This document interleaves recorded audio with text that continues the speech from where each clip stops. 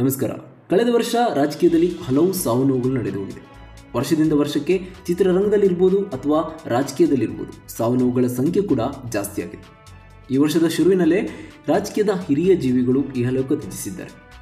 ಇನ್ನು ರಾಜಕೀಯದಲ್ಲಿರ್ಬೋದು ಅಥವಾ ಚಿತ್ರರಂಗದಲ್ಲಿರ್ಬೋದು ಒಂದಷ್ಟು ಜನ ಹೃದಯಾಘಾತಕ್ಕೆ ತುತ್ತಾಗಿ ಸಾವನ್ನಪ್ಪಿದ್ದಾರೆ. ಅಷ್ಟೇ ಅಲ್ಲದೆ ಜನಸಾಮಾನ್ಯರ ಜೀವನದಲ್ಲಿ ಕೂಡ ಇದೇ ಪರಿಸ್ಥಿತಿ. ಈಗ ರಾಜಕೀಯದ ಹಿರಿಯ ಜೀವಿಯೊಬ್ಬರು ನಮ್ಮನ್ನೆಲ್ಲ ಬಿಟ್ಟು ಹೋಗಿದ್ದಾರೆ. ಹೌದು, ಮೈಸೂರು ಚಾಮರಾಜ ಕ್ಷೇತ್ರದ ಕಾಂಗ್ರೆಸ್ ಶಾಸಕರಾಗಿದ್ದ ವಾಸು ಅವರು ನಿಧನರಾಗಿದ್ದಾರೆ. ಕಳೆದ ಕೆಲವು ಸಮಯದಿಂದ ಅನಾರೋಗ್ಯದಿಂದ ಬಳಲುತ್ತಿದ್ದ ಅವರು ಶನಿವಾರ ಮುಂಜಾನೆ ಕೊನೆಯುಸಿರೆಳೆದಿದ್ದಾರೆ. ಅವರಿಗೆ ಸುಮಾರು 72 ವರ್ಷ ವಯಸ್ಸಾಗಿತ್ತು.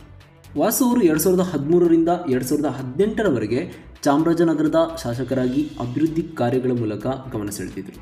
ಅಷ್ಟೇ ಅಲ್ಲದೆ ಮೈಸೂರು ಮೇಯರ್ ಆಗಿಯೂ ಕೂಡ ಸೇವೆ ಸಲ್ಲಿಸಿದ್ದಾರೆ. ವಾಸು ಅವರ ನಿಧನದ ಹಿನ್ನೆಲೆಯಲ್ಲಿ ಅವರು ಚಿಕಿತ್ಸೆ ಪಡೆಯುತ್ತಿದ್ದ ಮೈಸೂರಿನ ರೇಡಿಯಂಟ್ ಆಸ್ಪತ್ರೆ ಮುಂಭಾಗ ಶೋಕ ಸಾಗರವೇ ನೆಲೆಸಿದೆ. ನೆಚ್ಚಿನ ನಾಯಕನ ಸಾವಿನ ಸುದ್ದಿ ತಿಳಿಯುತ್ತಿದ್ದಂತೆ ಅಭಿಮಾನಿಗಳು ಆಸ್ಪತ್ರೆಯತ್ತ ಧಾವಿಸಿದ್ದಾರೆ. ಆಸ್ಪತ್ರೆ ಮುಂಭಾಗ ಅವರ ಪುತ್ರರು, ಸೊಸೆಯಂದಿರು ಕಣ್ಣೀರು ಹಾಕ್ತಾ ಇದ್ದಾರೆ. ಈ ನಡುವೆ ವಾಸು 15 ವರ್ಷದ ಹಿಂದೆ ದೇಹದಾನ ಘೋಷಣೆ ಮಾಡಿರುವುದು ಬೆಳಕಿಗೆ ಬಂದಿದೆ. ಹೀಗಾಗಿ ಅವರ ಪಾರ್ಥಿವ ಶರೀರವನ್ನು ಮೈಸೂರಿನ JSS ಮೆಡಿಕಲ್ ಕಾಲೇಜಿಗೆ ನೀಡಲಾಗ್ತಾ ಇದೆ. ಸಾರ್ವಜನಿಕರ ದರ್ಶನಕ್ಕೆ ಮೈಸೂರಿನ ಜಯಲಕ್ಷ್ಮೀಪುರಂ ನಿವಾಸದಲ್ಲಿ ವ್ಯವಸ್ಥೆ ಮಾಡಲಾಗಿತ್ತು. ಸಾರ್ವಜನಿಕರ ಅಂತಿಮ ದರ್ಶನ ಬಳಿಕ JSS ಮೆಡಿಕಲ್ ಕಾಲೇಜಿಗೆ ದೇಹವನ್ನು ಹಸ್ತಾಂತರ ಮಾಡಲಾಗ್ತಿದೆ. ಈ ರೀತಿಯಾಗಿ ಸಾವಿನಲ್ಲೂ ಕೂಡ ಸಾರ್ಥಕತೆ ಮೆರೆದಿದ್ದಾರೆ ವಾಸು ಅವರು. ಅವರ ಆತ್ಮಕ್ಕೆ ಶಾಂತಿ ಸಿಗಲಿ ಅಂತ ಬಯಸೋಣ. ಧನ್ಯವಾದಗಳು.